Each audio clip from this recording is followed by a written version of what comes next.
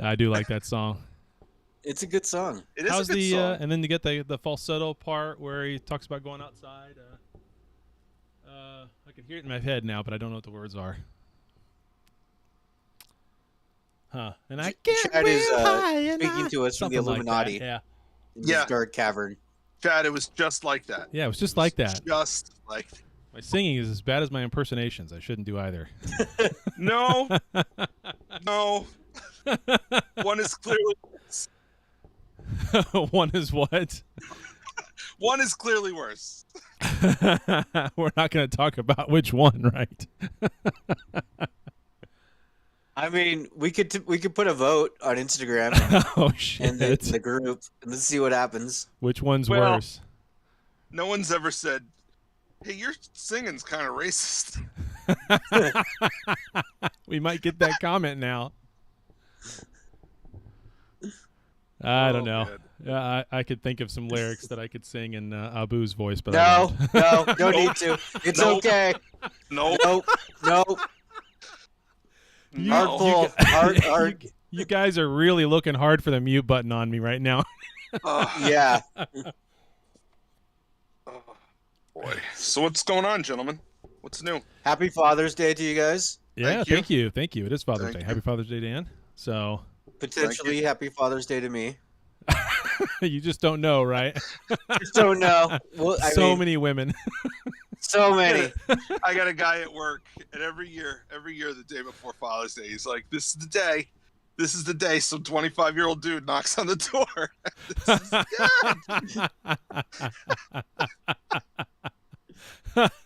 Well, since we're going to talk about that, I should have a picture of Captain Pike up to go along. Oh yes, with Captain our, Daddy.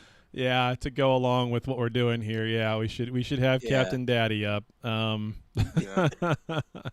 there you go. So we've got Captain Daddy going for us on the live stream, or not on the live stream. Yeah, on our live stream out to YouTube. So those on YouTube can see what I'm doing now with the graphics, but those in Discord can't. So that's the trouble with that. But whatever, I can figure that out for the next show. For those people who don't know, we're running a poll right now on Instagram, and it says either Captain Dad or Captain Daddy. Captain Dad being Picard, Captain Daddy being Pike, and overwhelmingly people are loving Captain Daddy Pike. Yeah. So, here's the thing. Oh man, this is tough. I'm a huge Captain Picard fan. I've always been a huge Captain Picard fan, and I've said it before that I would follow that man off a cliff. Yep. But I don't know. right? I don't know. It's tough. This season of Picard was kind of a letdown, and just putting Picard, the series, both seasons, just putting them up against 5 or 6 episodes of Strange New Worlds. It's like, I don't know, man. Yeah. I might be team Captain Daddy. This might be the first or the best first season of Star Trek ever. Oh, by far. I think it absolutely is. By far. There's no that should be another poll, by the way, but it'll overwhelmingly be, and then we're not even done. Right. And it's definitely, I mean, the rest of the episodes could be total shit, and it still would be the best first season. I mean, I'm gonna do a poll when this ends, when season 1 ends, and I'll ask the best first season of a new Trek show. Yeah. Yeah. Of just the new ones. Think of the episodes we got in the first seasons of every other series. I mean, the first thing that comes to mind is Ala Moraine. The next thing that comes to mind is Code of Honor. Code of Honor. Yeah. What was the first one of What was one of the first ones? The very first episode of Enterprise really set it up as something that could have been cool, and then just they totally shit on it. So it had a good first episode, but there's a few of those in there. Oh, anything with the stupid. What were those guys that we've totally forgotten about now and don't exist anywhere? The Suliban. They don't exist anywhere else. Oh yeah. So, I was thinking, what is the name of the ones from Voyager? Like, they had the weird hair. Oh yeah, the Kazon. The Kazon. Yeah. It looks like I'm a Kazon this morning with this hair just poofing straight up. It's funny you talk about all these things, and so many of them are missed opportunities. Yeah. The Kazon were supposed to be an allegory for like LA gangs. Oh, okay. Really? Yeah. I can kind of see it now that you say that. Yeah. They just it was kind of a missed opportunity there. It could have been, it was supposed to be an allegory for LA gangs, and they came off as like the Dollar General version of Klingons. That's what they're like Aldi Klingons. Yeah. There you go. But, nobody rolls harder than Janeway. What? Nobody rolls harder than Janeway. Oh, just being a gangster. Yeah. Well, should we get to the news? Sure. Kazon, I got a picture pulled up of them. They're horrible. Good God. Oh, nice. Good God. You can kind of picture them in your head, but then you don't know exactly what it looks like until you go back and look at it again, and it's like, oh, their hair looks like coral reefs. Going back to exactly. Going back, yeah, exactly, hipster Spock. How exactly did that hair work? What was the evolutionary trace of why that hair became a thing? I have no idea, man. All right, let's get into the news. Here we go. Oh, yeah, first off, welcome to Trekcast, the galaxy's most unpredictable Star Trek podcast. I'm Chad, that's Dan, that's Daniel. Here we are coming at you live over in the Discord and on the Facebook. And if you can't find the Discord link to know how to get over here and follow us live and be in part of our we're Facebook, live on YouTube. I know we're live on YouTube, but if you can't find the Discord link, it's because we don't post it anywhere. That's right. So we will post that up after the show today. And, of course, we're live over on YouTube. That's an easy way to get to it. Daniel is watching the YouTube channel, and I'm watching the Discord on-air chat. So either way, there's plenty of ways for you to give us live feedback. Make sure you subscribe anywhere and everywhere, YouTube and all of that. And what am I doing, Daniel? No, you put up the picture of Captain Pike, and our views went up.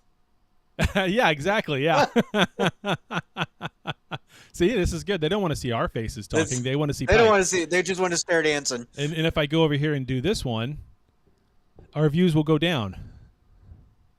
It'll take me a minute for it to show up on. I know. Which one is that? It's a Kazon. I don't know. I guess we'll see. Kazon on the bridge of the Voyager laughing.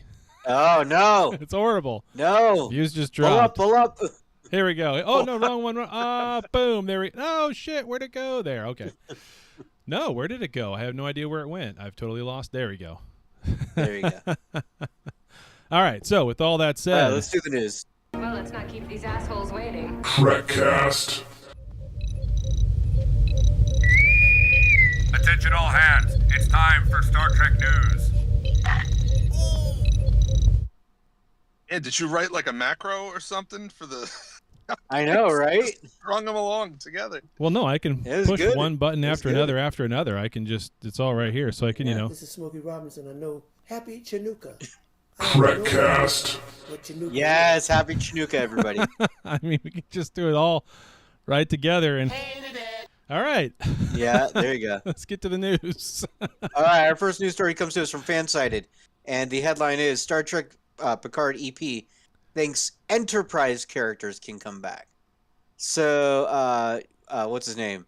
Terry Matalis, once again out there speaking, just dropping all sorts of nuggets. And he is saying that potentially Enterprise characters can return in Picard Season 3. Who that is, he doesn't say. Why they would come back, he doesn't say. Well, it's simple. I mean, Riker's still got his holodeck program running. There you go. I would laugh if that's what they do. Oh, man. Yeah. So, whatever. Have some new ideas. Have some new ideas. Be creative for a minute, for God's sakes. Have some new ideas. Oh, we should put that picture up. Oh, that's a good picture, hipster Spock. Okay. I'm doing it. Okay. Go for it. And speaking of coming back, according to comicbook.com, Star Trek's Kate Mulgrew is eyeing a possible return as Janeway in live action. So she's already back on Prodigy doing the voice. But Kate Mulgrew is like, Star Trek's hot right now. Just like Hansel. So hot. And now she was thinking about coming back as Janeway. Of course, it would have to be the right thing and all blah, blah, blah. All the things they always say. And so we'll see. So she's thinking of coming back, or someone's thinking about inviting her back, because those are two totally different things. Well, she says nothing's in the works yet, but Okay. Right. Just throwing it out there. I have no problem with them bringing people back as long as it works for the story. You know, if they're gonna write some hooey time travel nonsense just to get the Enterprise characters on Picard, no thank you. If they're gonna have them playing older versions of themselves on Strange New Worlds and it makes sense for the story, yeah, I'm totally down with that. Yeah. But so there we go. No time travel. And the last wannabe return comes to us from Cinema Blend. And recently, as Chris Hemsworth is out there promoting the next Thor movie, somebody asked him, hey, so there was a rumor, there was a script that you would be coming back to Star Trek. What's up with that? Would you come back? And he says, quote, there was talk about me doing the film with Chris Pine at one point. The script was sort of put together and then fell apart. If J.J. Abrams called me tomorrow and said, Chris Pine and I want you to do it, I'd probably say, yeah, let's go for it, end quote. So there you go. Thor is ready to come back to the Enterprise and hang out with his space son. Yeah. I have a theory about this. My theory is that anything else Hemsworth has done other than Thor really hasn't been that successful. So, I don't know. His thing on Netflix was pretty good. I enjoyed that. Oh, the Spider, whatever, Spiderhead. Well, I haven't watched that one. No, the one before that where he played a like an Australian version of a Green Beret or whatever. I forget what that thing was, but he basically had to go and do something like that. Yeah, he had to go into India and pull out some kid that was being held ransom by a wealthy Indian guy and. Drug lord or whatever had a hold of him and all that. That was really good, and it was one of those movies where it was just a old school, straight up. The guy action with his guns is going to go in and shoot everybody and pull the kid out and shoot everybody and maybe die at the end. So that was really good. That was a really good. I've heard it was very action. 90s, but it was fun. Very much. Yeah, it was a 90s. It was a 90s Arnold Schwarzenegger, Sylvester Stallone, Rambo, or what was the one with Arnold and Alyssa Milano when she was like 12? Commando. Rambo and Commando. Yeah, it was all the O's. It was a classic. It was a classic one of those. So I loved it. For that reason, I thought it was great. It was very much a callback to the 90s action films. Good one. All right. And our last news story. Real quick, that script that was floating around, wasn't there rumors that it would be the final movie with the JJ crew and that it would somehow fold things back into the Prime timeline? Weren't they talking about that for a while? So that was a fan theory. Nobody had confirmed that. Yeah. Okay. Because I'm just thinking. The thought was you're not going to get these same that JJ crew back together again for like a fifth movie or a sixth movie. It's just they're too popular and doing other things. So I'm just thinking that we have a show on the air right now that while they are different actors, those are the Prime timeline versions of several of these same characters. That if they were going to do a movie to fold things back into the Prime timeline, you could potentially use actors from Strange New Worlds in that story. Right. If they're going to fold it back in, I mean, it's obviously going to be some sort of time travel multiverse story of some sort. You could potentially use the JJ characters, the Strange New Worlds versions of the characters, and the original OS, the remaining ones that are still alive. No? Yeah. I mean, you could. So who's the guy that's running the MCU? Is it Kevin Feige? Happy? Is that his name? Kevin Feige. Happy? Okay. Yeah. So, and the equivalent of that we have over on the Trek side of things is it's Kurtzman. I was going to say Alex Dipshit. Kurtzman. Yeah. So if I was to be the guy that they picked to replace Alex Kurtzman right now, And I was sitting here trying to decide the future of this franchise and lay it out. And let's say it's over 5 or 6 years. I think the first thing I would do is cancel Discovery. But then after that, I would seriously consider something that I talked about a long time ago that is now that I thought was going to be bad and horrible. And even just a few weeks ago, I said would be bad and horrible, and I don't know if I necessarily want it. Let's just get new stuff instead of rehashing everything. But at this point, with where those JJ movies are and where Strange New Worlds is being so freaking good, why give up on something that's working so well and put these two things together at some point, whether it's a different cast that you have to recast somehow, but you put the JJ verse movies into the end of Strange New Worlds with a brand new Kirk and crew and everything else, and rewrite the entire original Kirk Enterprise story, rebooted with the same look and feel of what we're looking at right here, and just keep it going. I would do like a wrap-up film for the JJ crew, right? Something that connects it back to what you're doing now, like you guys are suggesting. But then after that, honestly, I would reboot TNG with new actors and make that your new film series, because that's like our demographic. That's what we grew up on.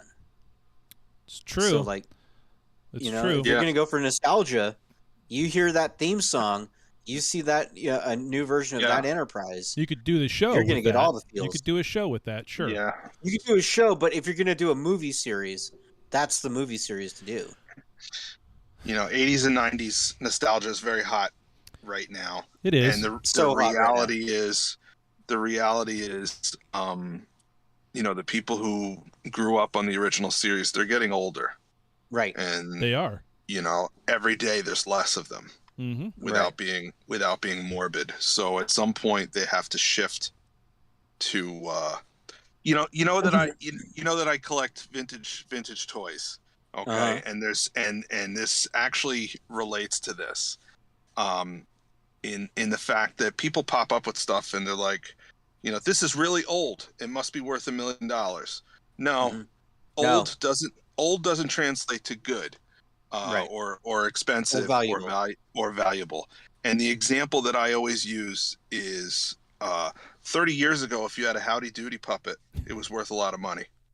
Mm-hmm. Today it's worth nothing because nobody has given a shit about Howdy Doody in 30 years because all those people are dead. Right. So eventually the same thing is going to happen. Maybe not so much now that they have come out with Strange New Worlds and they're freshening up a lot of these characters. That's the counter argument right there, is that you've already done it. You've got this whole thing that I was really worried about working well, especially with the whole Discovery debacle, and it works really well. It's really good. I absolutely love it. I love it so much I don't have time and care to really watch the Orville. But if you reboot TNG, right, and you get a whole new a new Riker, a new Geordi, a new Data, then you can get a bald actor with a very distinctive voice who's been in multi-billion-dollar franchises to lead as Picard. You can get the dream Vin Diesel Picard. And you can talk about how the Enterprise is family. No, you would get what's his name? Who played young Dwayne Xavier? Johnson as Captain Picard. Young Xavier. Yes.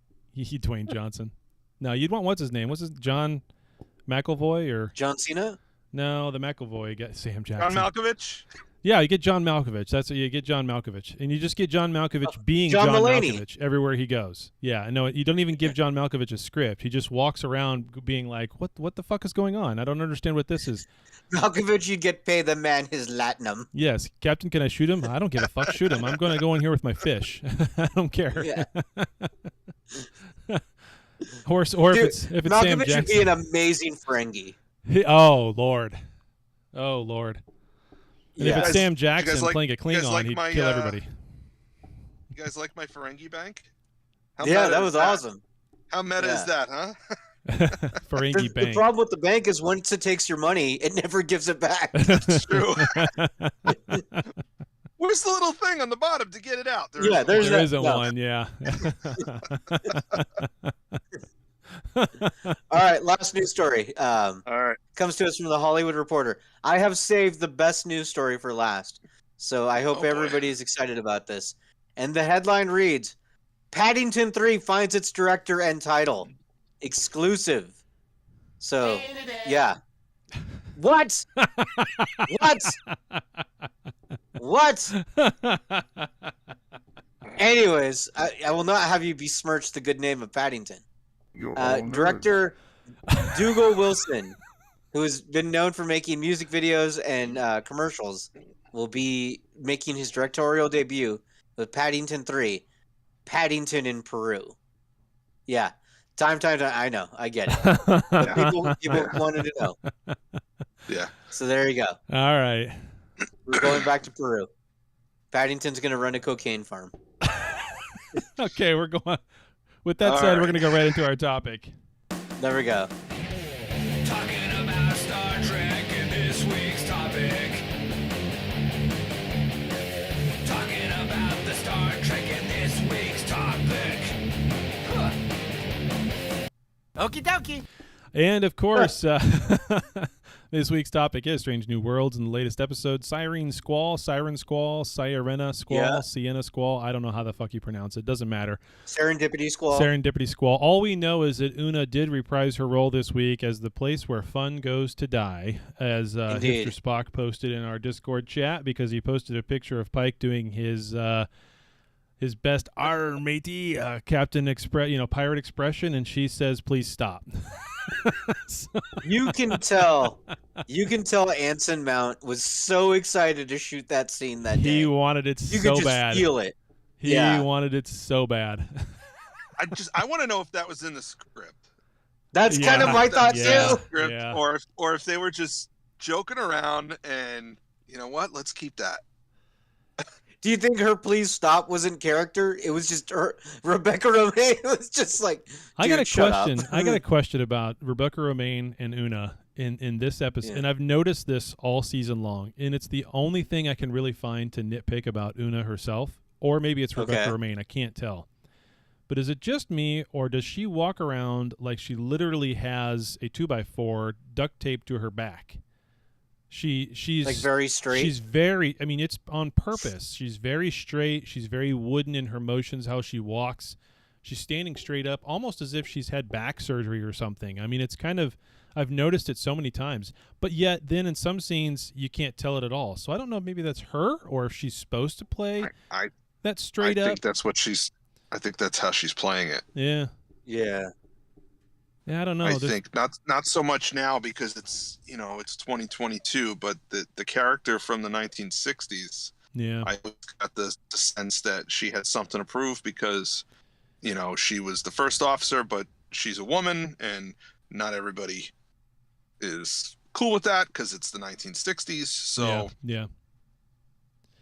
Well, in the character, I mean, there wasn't much for her to go off of. Like, this literally is her developing the character. True. So maybe her thought is like, well, this is a prim and proper person who's very authoritative and very straight-laced. That's where the part of her character that always jars me is you see her in scenes like that where she's doing that. Then all of a sudden, in the moment of the heat of the moment, in front of the entire crew, she doesn't call the captain. She yells Chris at him. Like multiple scenes. Like now in TNG, you would always hear Picard sometimes say Will. Right, but that's captain down to number 1. But you would almost never hear Will say John Luke. At least she says Chris and not CP. In private, oh God, that's true. CP, jeez. JL, come on, JL. Yeah. I just want another hit of my vape pen, JL. Make it stop. Make it stop. Husband said she has scoliosis and had corrective surgery. Who says that? Oh. Chesbis says that she had scoliosis and corrective surgery. See, when I watch her walk, it just reminded me of someone I used to know a long time ago who had back surgery and walked like that, and she couldn't help it. There you go. And I had to be something. I had to be something. Okay. Maybe that's why I picked it out and nobody else did. I don't know. Yeah, maybe that's why. Because you have experience with it. That happens. Yeah. Yeah. So the episode, pretty terrible, right? Yeah, it was awesome. I know. I loved every minute of it. There were parts of it that were cheesy. There were parts of it that were hilarious. There were parts of it that were like so tropey. Pretty serious. Yeah, but then serious. I mean, yeah. Oh, it was great. You know, the dopey captain. There were so many twists, though. There were so many little twists about who is who in this episode. They really. So let's talk about the main villain. Okay, so I guess we'll give the synopsis of this thing real quick. Everybody's watching. If you're watching this and listening to us, then you've watched spoilers this show. So I mean, you know what happens in this episode. But with that said, they get a ambassador aboard or someone who's counselor. That's right, counselor on board, and they're going to take her out to a place where there's some civilians that they're trying to help. There's pirate raids. They're going to be right on the border with the Federation. And this person seems pretty nice, and pretty caring, and a very interesting character, actually. And so they get out there, and they're trying to find the civilians in their ships. It's not there. Turns out it's a trap laid by the Siren Squall. We see this Tholian web type thing come around the ship, which was great. Enterprise gets out of it because it's stupid, easy to defeat. Anyway, so it turns out, though, that the whole time this counselor is actually the one who is the villain and who is the captain of the Siren Squall group, while Pike and company get captured and they try to get back. There's a whole bunch of things that happen here, and then we get D'Pring involved into it. I mean, there's so much that happens in this thing. At the end of the day, the villain gets away. So, and this new villain, the counselor, what's her name in this episode? The villain is Captain Angel. Captain Angel, right. So now the interesting thing that I find here is I want to talk about the difference between how it was approached in this show on this episode versus how it would have been approached on Discovery. Captain Angel is biologically a non-binary character. Is a non-binary character, but biologically, I guess, fluid gender. The actress is female. Yeah. Right, but has male body parts. Where do we get this? No, in reality, that actress or that person. In interviews and all that, that Captain Angel is supposed to be a non-binary androgynous character. Correct. And in reality, that person is, I don't know what I don't know how to describe that person without upsetting someone because I don't know what they're, I think they have male parts. I don't know. I can't tell. Doesn't matter. The real person doesn't. The real person is a female. At the end of the day, it doesn't matter, right? None of it matters because this person is in this episode. They're up to some shady shit. Yeah, this person in this episode is really just painted a picture of just being this person. And you can't really tell what their gender is, and you don't really. You kind of think it's maybe a female, but you don't really care. They don't really explain it in the episode, and they don't really make it this huge thing. Right, but it's there, and it makes for a great character. That is a great character. Dan did know, you kind of had to hunt for it a little bit. Yeah. But even then, that's fine. It's not like Discovery where it would have been 3 scenes of crying and talking about our feelings and figuring it. Hold on a minute. Yeah. Where did I miss this? Where did it come up that this person is anything other than just a human female? There you go. Where did they say that? There you go. So they outside said it the in interviews. They said it on the Will Wheaton show. Yeah. Outside the episode. And that's fine because in the show itself, why even bring it up then? What, outside the episode? If you can't ascertain it by watching the episode, why bring it up outside of the episode? If it's not in the episode, it's not relevant. Right. That's a whole nother argument. That's a different side of it. Yeah, you're talking about representation and all those kinds of things. Now, I'm just talking about what he's talking about is they purposely do what he's talking about, break out information because they want you to stick around to all of their YouTubes, their Facebooks, that's why they parse out the information that way. Sure. So that you get the full picture by following it all. And they're just telling you about and they're just telling you about the actor who plays this. It's the worst kind of virtue signaling. Right? Because it's look what we're doing. We didn't actually do it because it's not in the episode, but look what we're doing. Yeah. Right. Okay. On the back. That makes sense. I get that part of it. All I'm coming at is that if you're gonna put a character in the show who is non-binary and you want to highlight that as a thing, you don't have to slap it around in people's face. Because it's pretty obvious watching the show that person, female or not, is a little different. Maybe an alien, maybe whatever. Yeah. Whatever. It's fine. It's fine. Yeah. It didn't have to be thrown in your face and have three scenes of people crying and explaining what their pronouns are. Which, I mean, if you want to do, fine. Do it on Discovery. You know, it's just I think the way that they treated that in this episode versus the way they treated it in Discovery was so much better. I could see Hemmer being like, "Your pronouns are asshole." yeah. So I thought it was a great character. Anyway. I thought it was awesome. I think Captain Angel is very interesting as a character in the episode. So I have a question. Yeah.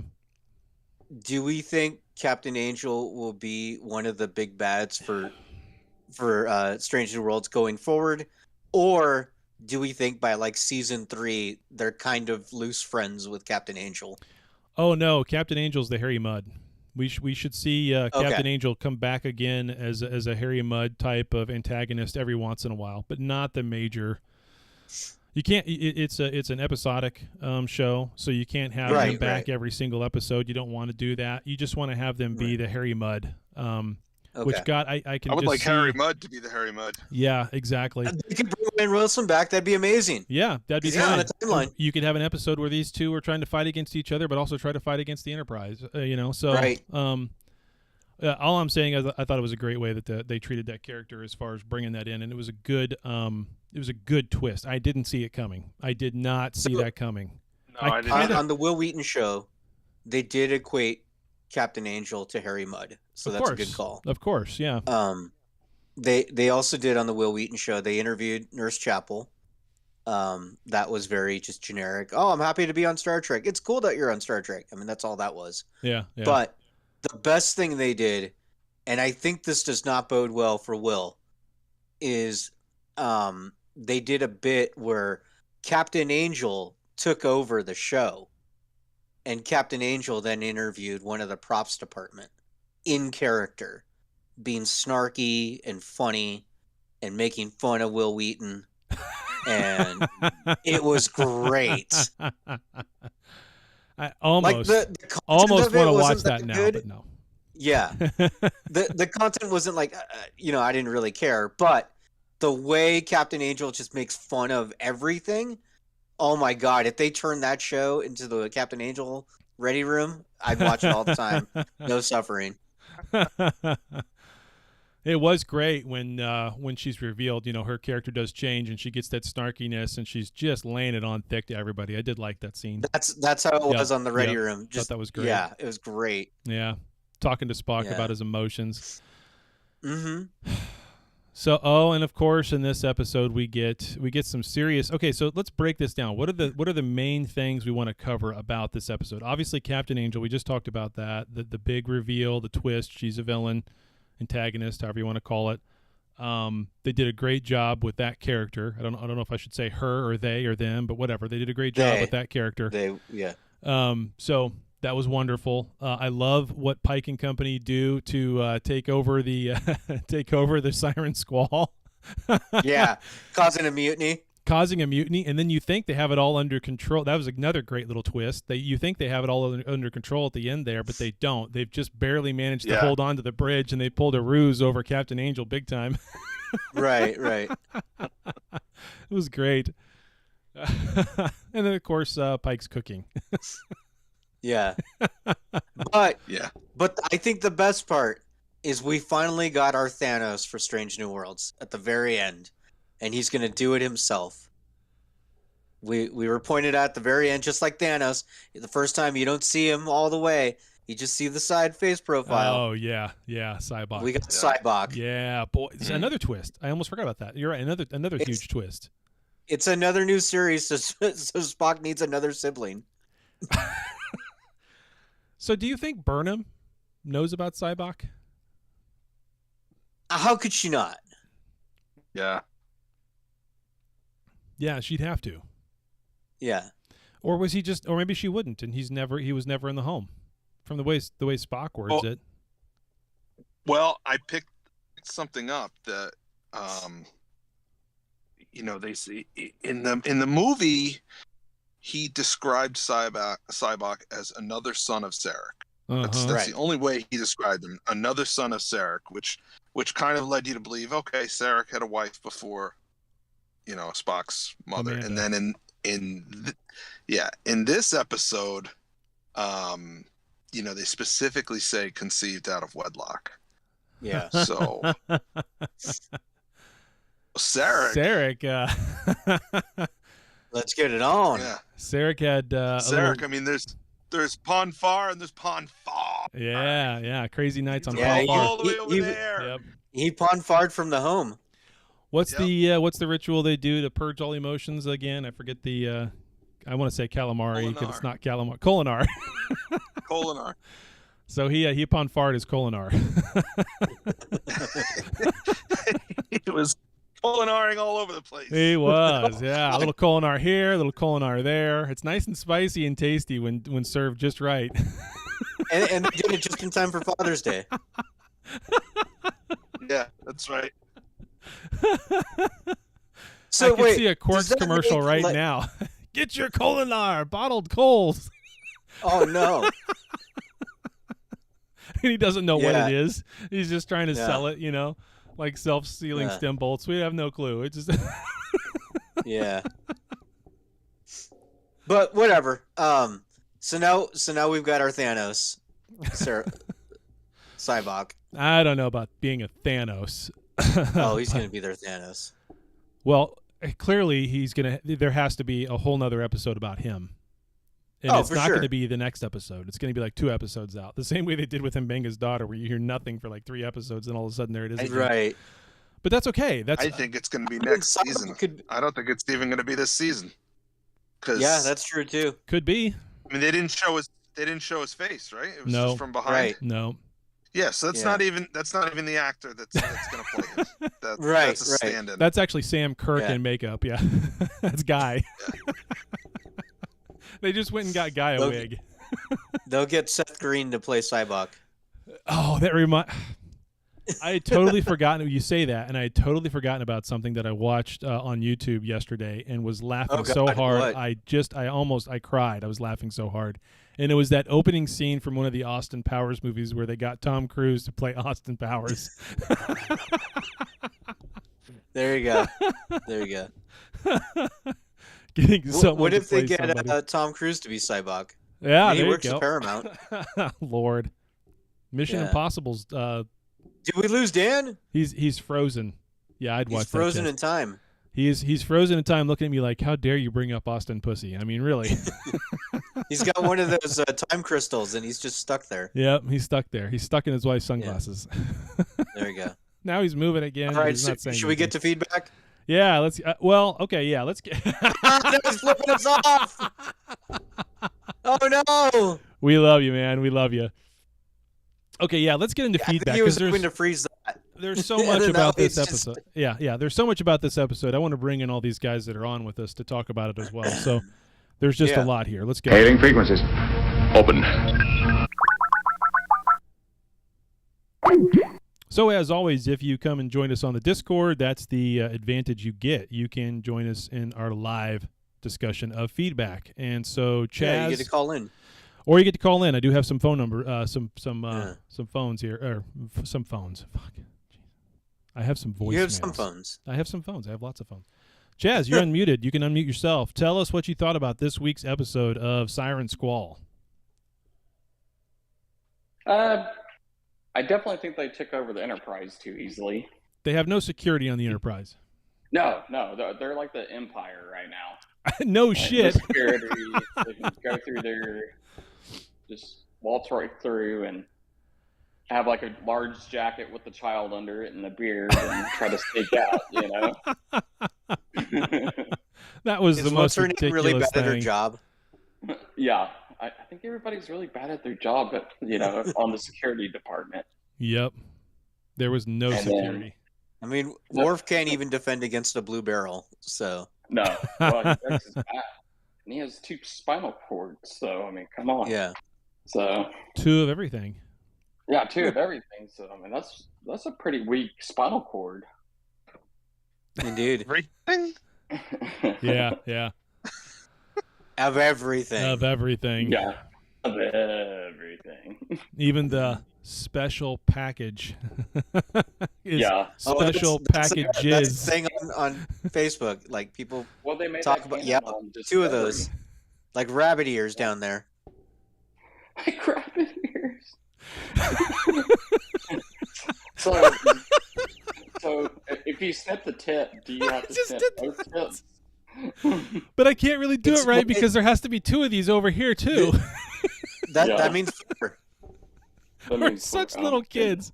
We're such little kids. Dan and I. Yeah. Does that mean you go two poos?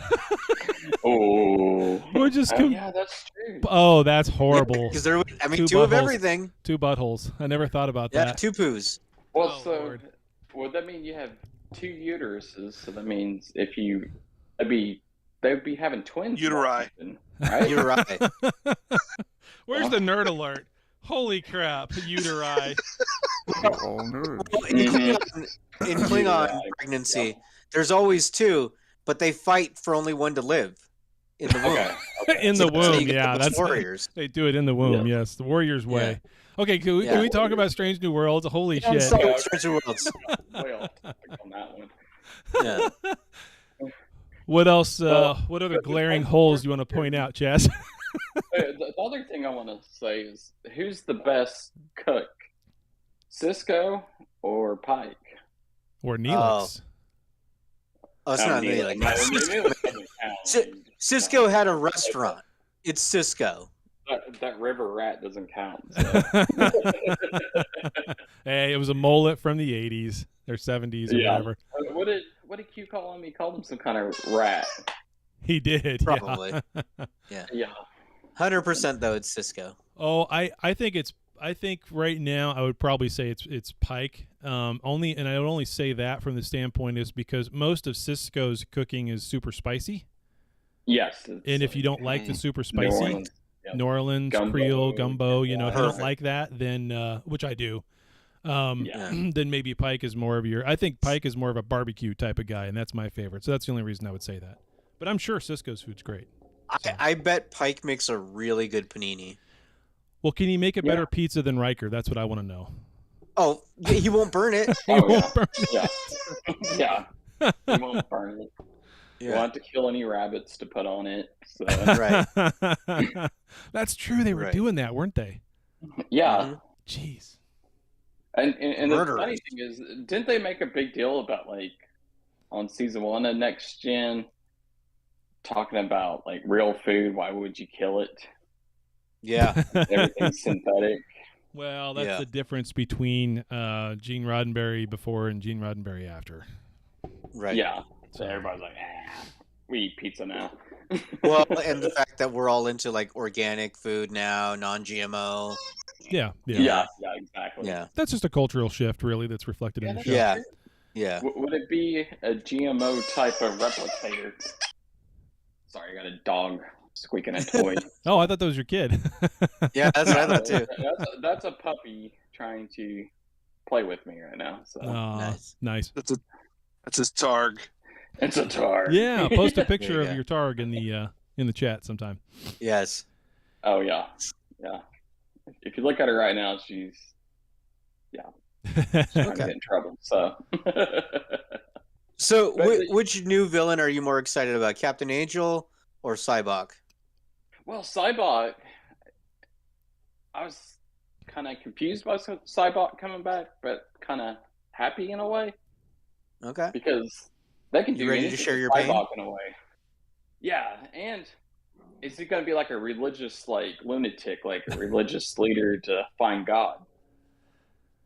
Maybe they do an allegory or metaphor, something on his journey to seek out and find Cyboking on? Yes. Keep Cyboking. What was the little side cult of Vulcans that the Enterprise crew came across that T'Pol knew about? Cyrenites or Cyrano's Pizza? I don't know. I remember that episode.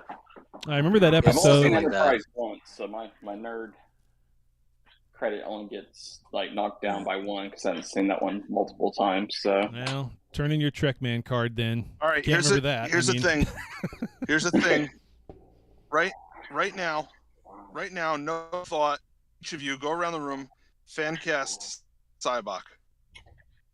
Fan cast Cybok. Oh, geez. Dwight from The Office. But he already plays Harry Mudd. That's true. Come on. That's right. That's Ryan Wilson. Damn it. Woody Harrelson. Ooh, that'd be a good one. A Woody. Huh. Oh. Andy Garcia. David Hasselhoff. David Hasselhoff. Jeez. Yeah. Hop in there. Oh my Eat god. the Whopper. Yeah. Put the Hoff in there. Nah, it needs to be somebody we don't know who just looks like Cybok a little bit. I'm going with Zachary Quino. Oh, that'd be funny. That would be cool. That would be good. That's actually really good. And he would do it because he's not doing a damn thing. He's got nothing going. He's just looking for Bigfoot. That's all he's doing on the History Channel. Yeah. He's got nothing going. And of course, he's waiting on Paramount. Like, when are they going to film this new movie so I can get a paycheck? He's like, I've slated my entire calendar open for this movie for the next 3.5 years because in 3.5 years I run out of money. So somebody, please. Yeah. You know what, Dan? Film this movie. Yeah. You know who wouldn't be bad going in that vein? Simon Pegg. Because Simon Pegg can be charismatic and funny, and you could kind of use that with Cybok a little bit. What about David Tennant? Oh, he'd be good too. No. Benedict Cumberbatch. Benedict, Benedict. Like, somebody just kind of. It's got to be somebody kind of crazy. Joaquin Phoenix. Jim Carrey, then. Yeah, Joaquin. Yeah. Like, Joaquin Phoenix. Has to be like, Joaquin's too good for that. Joaquin is way too good. Tom Hanks. Tom Hanks has been dying to do Star Trek. Oh, that'd be cool. Too old. He's got a potty mouth now, so he could be a nasty old guy. Well, I was gonna say perfect for that. Although he's passed, would be Bob Saget if you really wanted to get the nasty old guy. Yeah. Mike Myers, yes. Have him be Dr. Evil version Mike Myers of Cybok. Well, see, I was thinking earlier that he could have been Captain Picard as Dr. Evil when you guys were recasting Captain Picard. No, Rob Lowe. Rob Lowe is Cybok. Rob Lowe. Oh, Lord. No, he just needs to keep doing those Diet Atkins bar commercials. Just let him do that. That's so weird. There you go. Yeah. All right, well, let's move on to the next person. Yep. Thanks, Jazz. Appreciate it. Thanks for coming in and always being part of our feedback, man. Yeah. Appreciate it. We're going to mute you. And I always feel kind of rude, but actually it's kind of also fun to mute people. Hipster Spock, you're up next, buddy. What'd you think of this week's show? It was good. I liked it. The thing is, in the beginning, they put out the whole media thing about the non-binary person and stuff, and that kind of turned me off because like I said before, the one good thing about this is that they didn't push the woke thing in the beginning, and that was perfect. Even though you still got some of this woke stuff inside, but you don't really notice it, and if you don't notice it, you still have fun. So the fact that they pushed that in the beginning, that was like bad.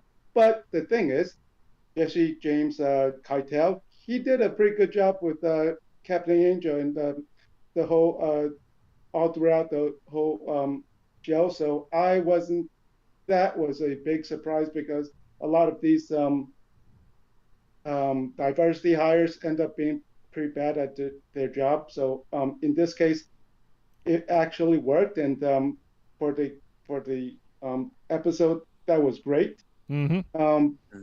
And so, I'm sorry to throw a little bit of politics in, but I'm like Chad. I like to throw in my 2 cents in.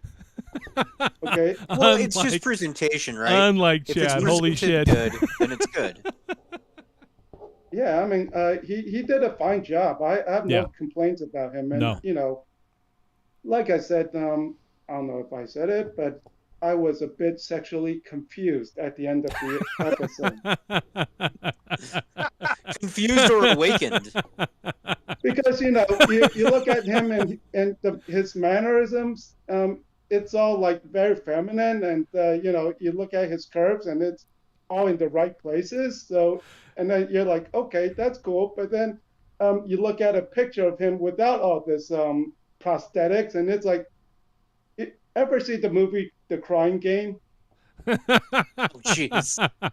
Who are you talking about right now? Ouch. Captain Angel. Captain Angel. That yeah, tight Captain Angel's suit. non-binary, not a guy. Yeah, well, yeah, but it was a guy. Tight bodysuit when they're walking away with the cutouts, and you could see kind of all the way up. Yeah. So anyway, I got a lot of hate for putting a meme with the kiss between Chapel and Spock up, but it ended up being a red herring, and that was kind of fun and okay.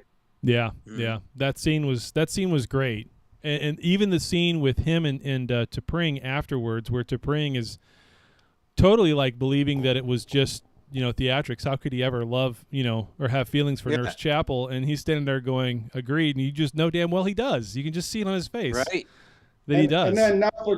And then somebody said, now for the makeup sex.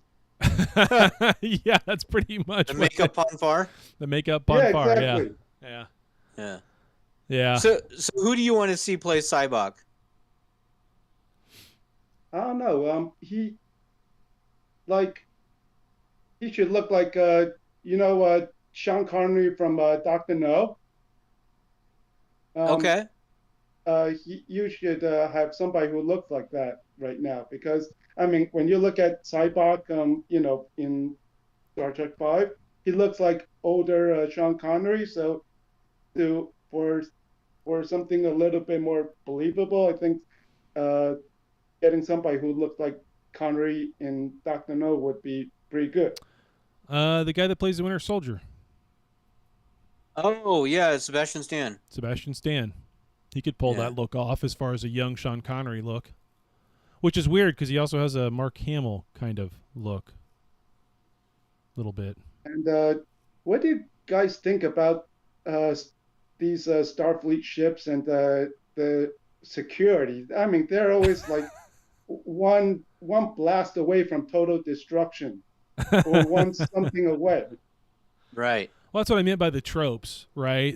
A lot of tropey things happened in this episode, one of which, of course, being the whole security holes and, oh, my gosh, they get on the ship. And then the other trope of, oh, it's the doctor who doesn't carry a gun or a weapon, but yet, the hypo spray is all I need, and I can take out two guys even though I'm tiny and could probably be thrown across the room.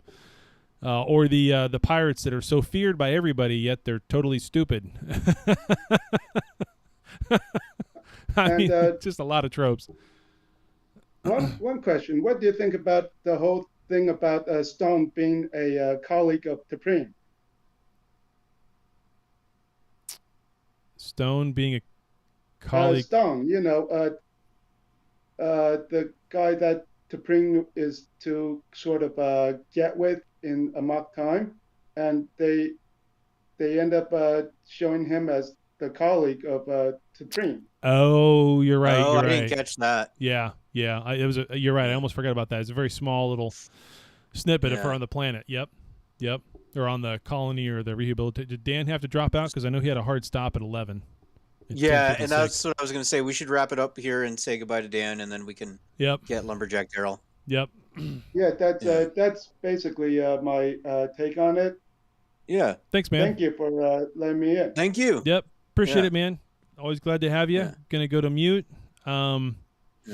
And I feel like we kind of remiss. I don't know if we're getting Dan back. I know he's trying. It looks like. Yeah. So, but he's got a hard stop in 4 minutes anyway. So there he is. Go. Yeah. So Dan, you've got a hard start coming up, right? Yes. You got to go. Yep. Okay. So why don't we wrap it up with you, and then Chad and I will just finish up the show. All right. And then we'll talk to Daryl, do our closing thoughts, and then be done. But we'll talk with you first before you walk out. I almost forgot about it. I looked at the clock when you stopped. I was like, oh shit, did you have to go? Yeah. No, it was my usual that happens when I'm on for an hour. Right. Fair enough. The connection starts to fail. But anyway. The hamster gets tired of spinning the Wi-Fi wheel. That's it. Exactly what Yeah. Gerbils. I have gerbils. Gerbils. Sorry. So do you want to add anything before you go? Do I want to add anything before I go? You trimmed your beard. I did want to point out that I noticed that. It's a little thinner. Yes, very chic. I did not trim my beard. Oh. You combed it. The head? I'm taming my beard. Ah. I have a, my hair is naturally curly. So right. I have naturally, like I have a face full of pubes. And I got a heated beard brush. So a straightener.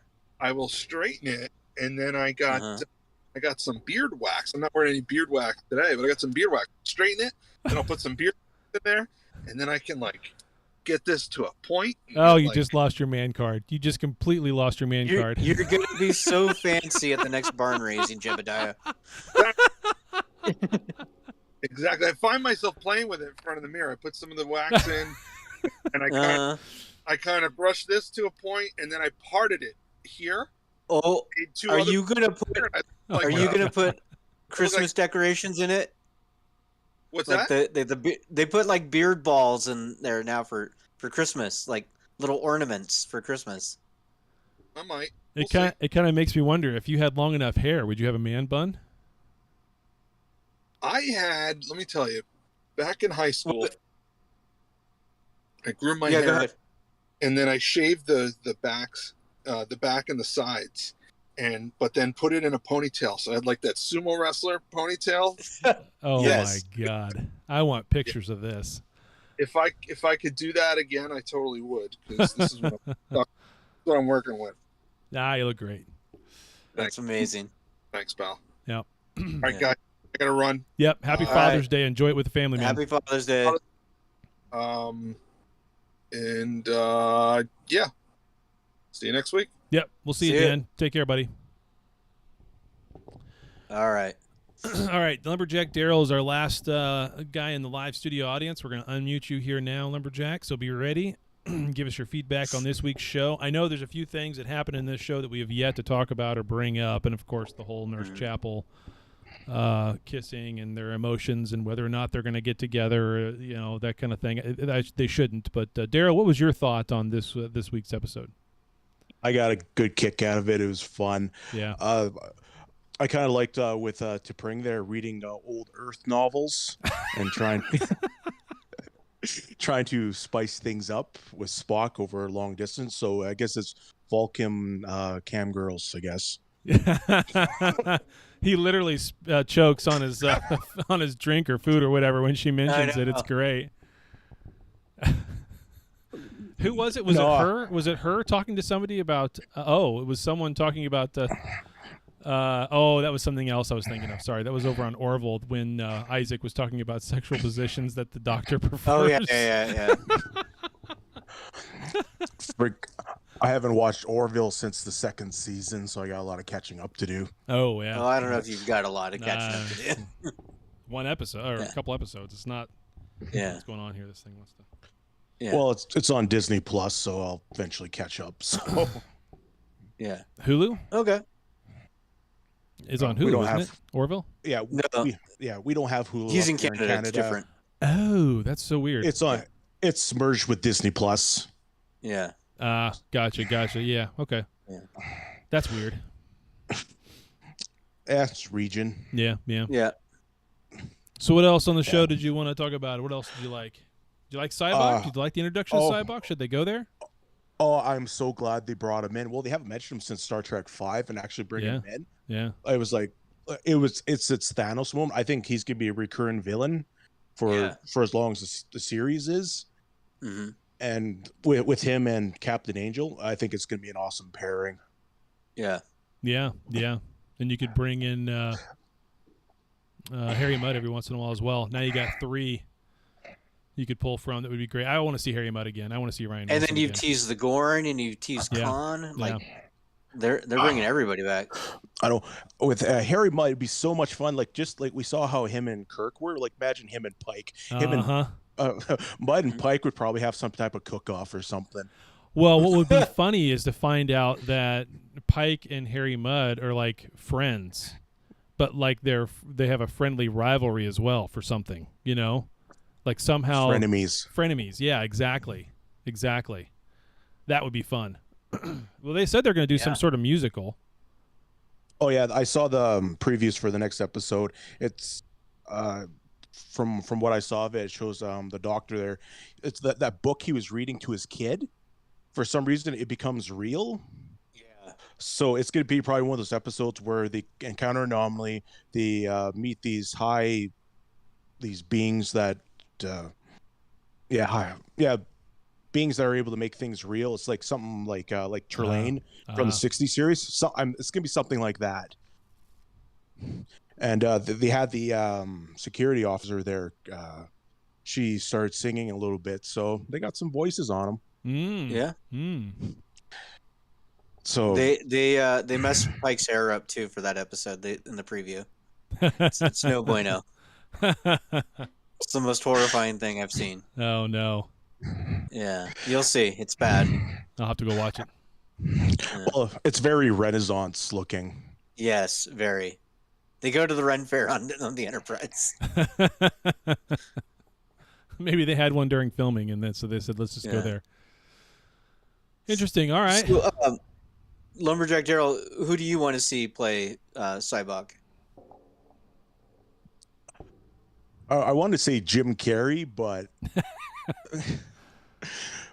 I'd like to see a serious actor. I can't actually think of one right now, but Jeffrey Combs.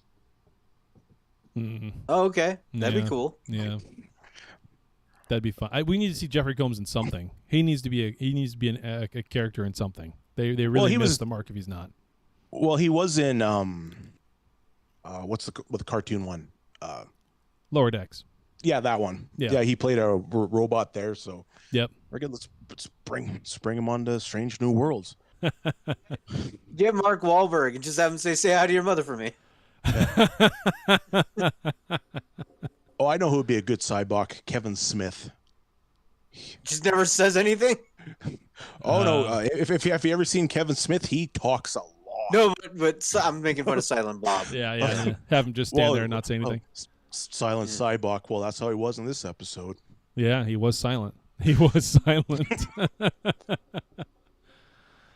Sometimes the best villains say nothing. Spock in his silent Cybok, and then like Spock is like Jay, just swearing and smoking dope.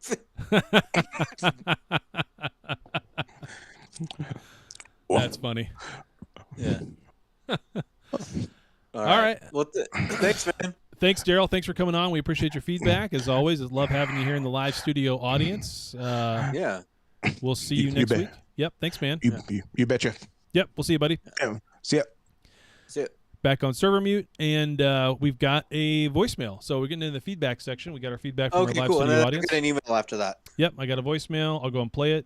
We'll see if it comes right up. Should just come. And, of course, it doesn't because, things and technology and things, you just kind of have to whatever. Here we go. Army mateys, this is Captain Strongbeard. Wow, that was a pretty fun episode. Nothing like a good old-fashioned ship gets taken over episode of Star Trek with a little bit of humor mixed in. Kind of really unlike the Voyager episode where Captain Janeway makes the crew eat grubs. But yeah, that was pretty good. Couple things. Number one, Dan had mentioned something about you guys doing another like Jeopardy Star Trek kind of thing, and maybe you could pay me to build, sort of like plaques or something. Well, unfortunately, guys, I do not do commission work. I'm sorry, it just doesn't happen. I just don't do it. So what I can do is do it for free. So if just Dan, get a hold of me and we'll make it happen. Yeah. So another thing too. Before I let you go, I used to joke that I wanted to be a guest host of Trekcast, and I think I'm gonna have to pull my hat from that ring and nominate somebody else. Listened to the show a couple weeks ago. Gentry, man. The dude is charismatic. He's funny, and he knows a lot about Trek. So if you guys ever had him as a guest host, I don't think you'd have any complaints. So anyways, live long and prosper, and we'll see you next week. We've had Gentry once before. Fill in a couple times. Yeah, Gentry's great. Yeah, he is great. Gentry is great. You're right about that. Well, I think we need to do one of these personally, I don't know. We'll talk about it off air, but when this season is over, for this first season, when we do a wrap up, we kind of need to do a round table like we've talked about doing 50 times in the past and never done it. Yeah, we need to do something like that. Like talk about the season and what we think ahead. Then maybe we schedule it at a little different time so more people can be part of the live studio audience type of thing. Yeah, those kinds of things though work better at like as the next season's about to start because people are looking ahead. True. As opposed to like it just ending. So, but we'll put it on the list. Yeah. The email I actually had was also from Strongbeard, basically saying the same thing that he just said. It was an older email that hit our spam filter, and so yeah. So there you go. So we did get it, Strongbeard. Sorry about that. Yeah. Where's my Pac-Lid review for this week? That's what I want to know. Well, I think he was going to give one at the end of Kenobi, which is next week. Gotcha. Cool. Well, before we finish up, we should give our quick thoughts on Kenobi and the Orville. Okay. So did you get to see either one of them or both of them? Yeah, I'm caught up on Kenobi. I am not quite caught up on Orville. Okay. So on the Kenobi side, I'm caught up on both. Okay, so on the Kenobi side, I can talk to more than anything else. It's funny to see old Ben like not be able to do jack shit hardly. Right. He's lost his mojo. He has lost his mojo big time, and Stella's got to get a groove back.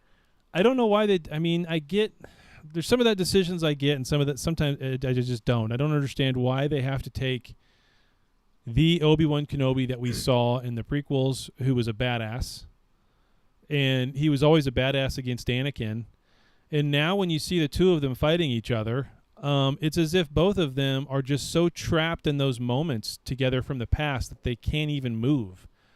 Like the fight scene between Vader and Kenobi was just flat out silly. Now, when he finally got to where he could get him into the fire and all that kind of stuff, that was pretty dark. But how he even got pulled away and got out of there was just stupid. I don't know. And then, of course, going to the main station underwater there and all that was just another security joke. I mean, good grief. So, yeah, a few things have happened, Chaz, in this series, but you're right. I mean, so the kid I do like Princess Leia's character, though. I do. Yeah, like that's that pretty kid. good. That kid is really good. It's almost another Baby Yoda type thing. Yeah, she's fantastic. She's a little too smart for a young kid that age, but whatever.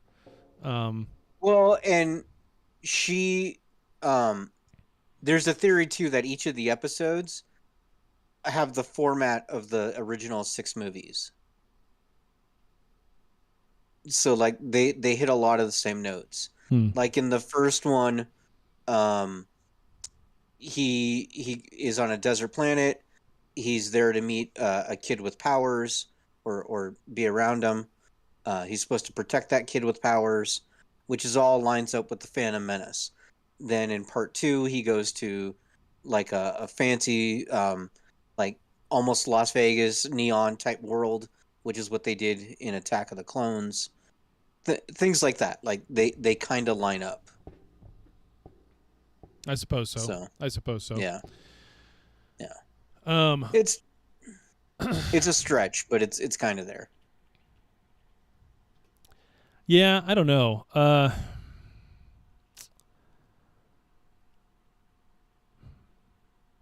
I think for me, I think it's just another treatment of.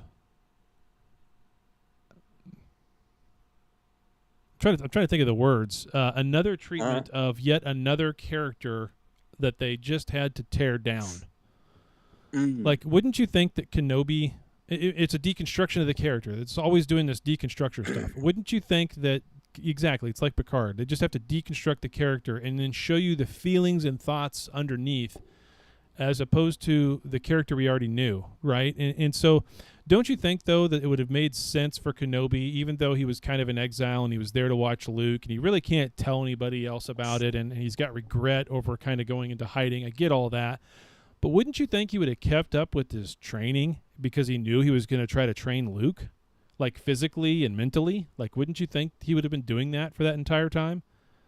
But he wasn't. Well, I think the thought is that he's lost his faith, so that's why he hasn't kept up with his training. Yeah. But yet he's lost his faith. He hasn't kept up with his training, yet he's going to train the next guy better than he trained Anakin. That's where it falls apart. So it just kind of falls apart. It's a weird.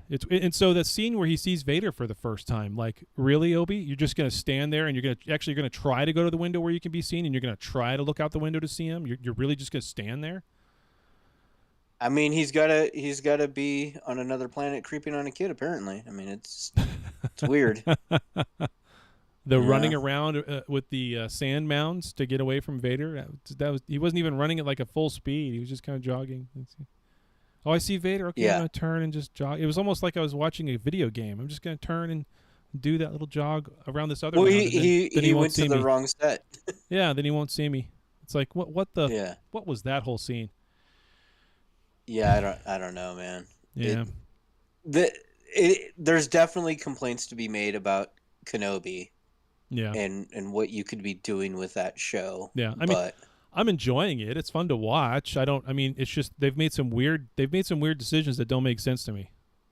They've made some choices I would not have made. Yeah. But that's me. Yeah, the action scenes are horrible. The action scenes are flat out horrible. You can't tell me that there's no way to make Darth Vader more animated than just stand everywhere he goes. He's just standing there. This is supposed to be Darth Vader, for crying out loud. Now, I love that he's noticeably much thinner than he was in the show, in the movies. Yeah, because it's Hayden Christensen and he's not as big as David Prowse. Right. That's kind of funny. I did finally like the scene, though.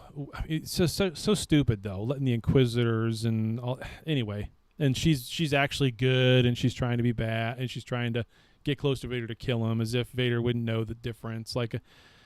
Anyway, but I did like the scene when Vader's finally said enough of this shit, and he's trying to, he's letting other people do things. I don't know why he's letting anybody else do things. He just needs to go do them himself, and he grabs the ship that's trying to take off and pull it down, and he just rips it apart.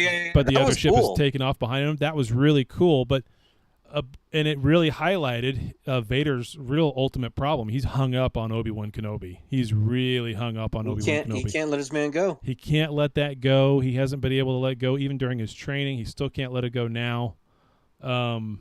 So yeah. I did like that scene, but yeah. It is what it is. Yeah, we'll see. Hopefully it ends good. Hopefully. Yeah, I mean, you got one episode left. You got one episode left, so they got to do something. Yep.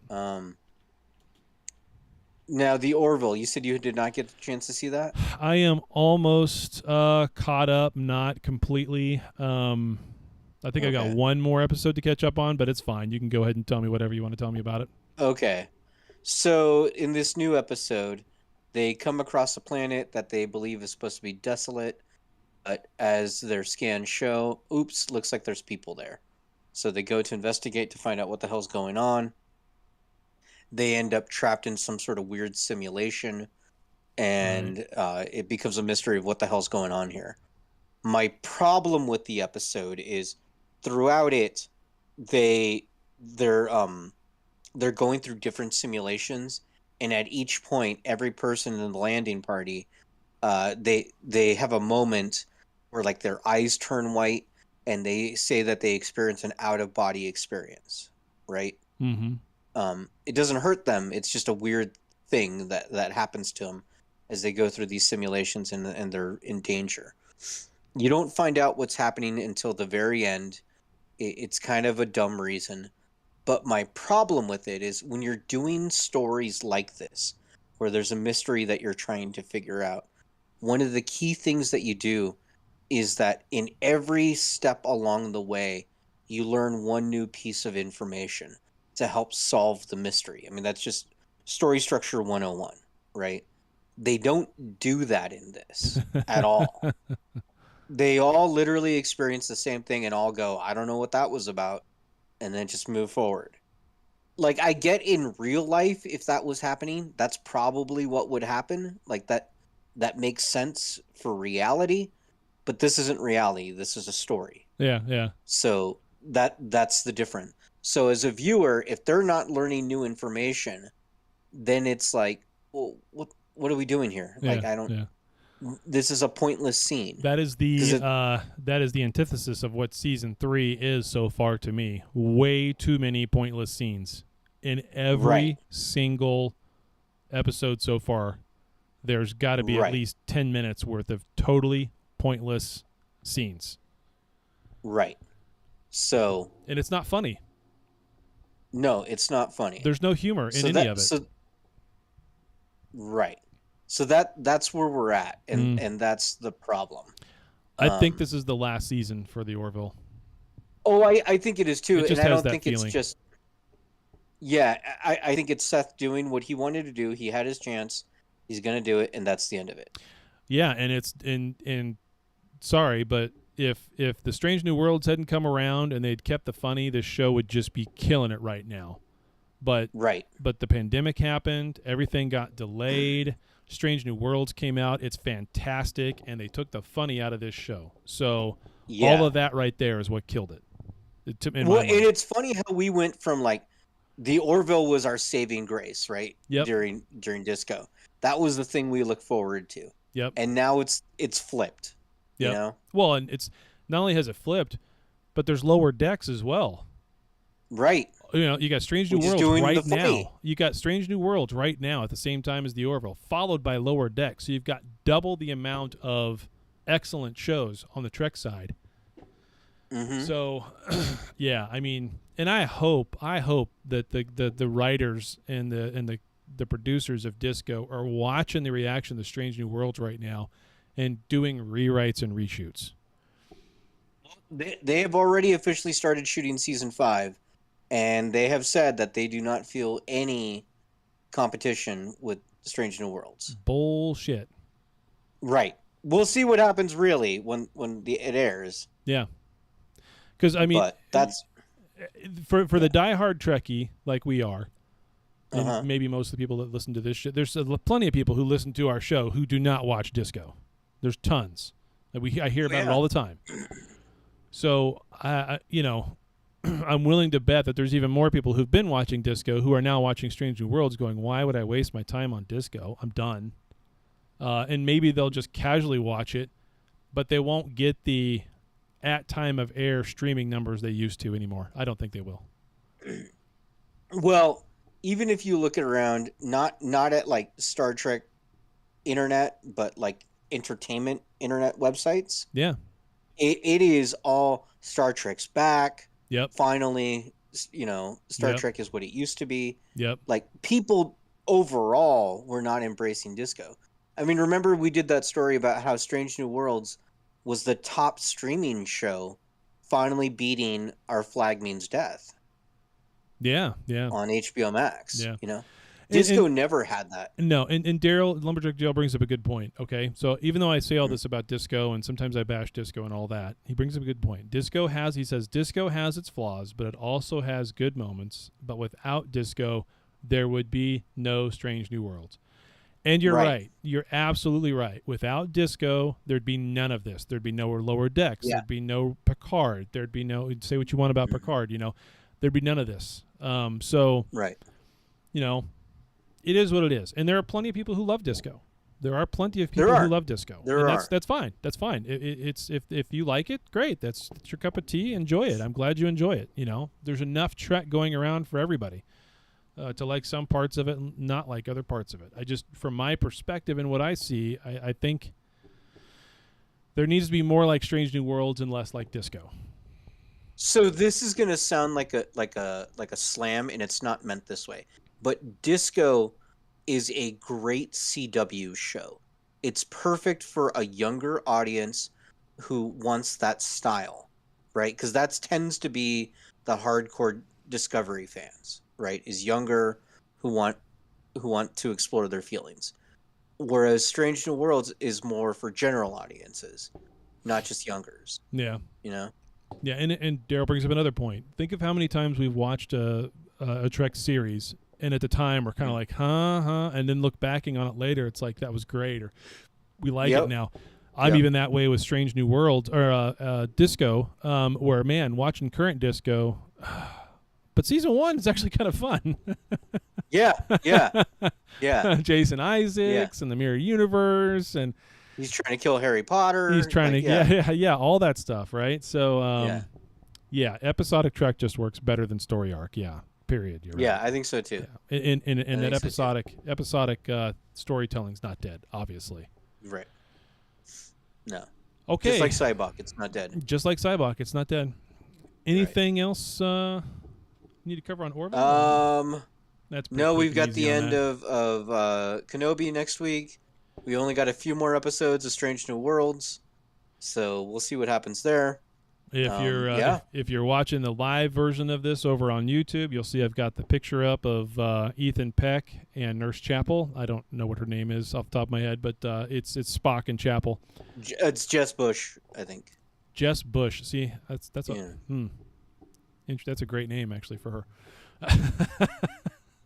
Yeah, they're off to go get some Starbucks or something. Yeah, they're in his car. It's like an old something. I don't know what that is. Camaro. Yeah, I don't know what that is. Thunderbird. Yeah, old car of his, and they're both going to get some Starbucks or something on set in Ontario. So, yeah. Anyway, it's a great picture of the two of them. Lucky bastard indeed. He gets to ride around with her in a nice car, and he gets to kiss her on screen and have coffee with her, and just what. I feel like you're a little bit jealous. Just a sumbitch. Yeah. But all right, cool. Yeah, this is a great show. For our Father's Day, happy Father's Day to all the listeners out there who are fathers. Enjoy your day. Happy Father's Day, everyone. Yep. Enjoy your day. Don't dump your kids off like Sarek did with Cybok. Okay, be a good dad. Hang out with your kids. Are you going to stand by that? Don't abandon your children. Don't abandon your children. That's my political message. Don't abandon your children. Yeah. Don't be like Sarek. Spread your colon all over the place. That's right. Yeah. Don't be a Worf. Oh God! Don't raise a Rashenko. Yeah, there you go. All right. Well, thanks for listening, everybody. Yeah, thanks, guys. We'll be back here next week. All new episode with another Strange New Worlds, the finale of Kenobi. I'm sure we'll talk about that a little bit, maybe at length with Dan if he's back on and can give us his feedback of Kenobi as well. And we'll keep going it from there. You guys have a good week.